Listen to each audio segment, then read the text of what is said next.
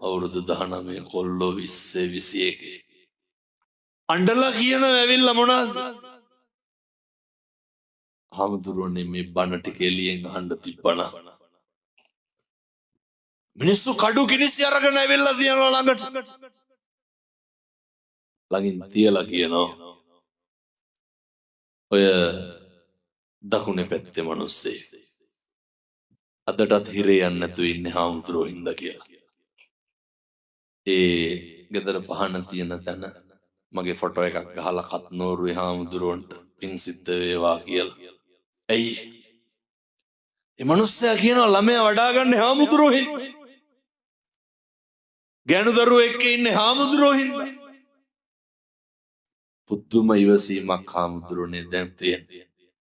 වෙනද කඩේකට ගිහිල්ලා බඩුවක් ඉල්ලන පමාවෙන් දුන්න නැත්නම් අඬ දබර කරපු මම දැන් පුදුම හික්මීම පුදුම නිමිච්චකම තේරුම් ගත්තලු මේක අවුරුදු 700 ජීවත් වෙන්නේ නැහැ කියලා. ඔච්චරයි. මේ බොහෝම කෙටි කාලයක් ඉන්න වෙලාවේ වචනකින්වත් කිසි කෙනෙකුගේ හිතක් නම් රිද්දන්න එපා.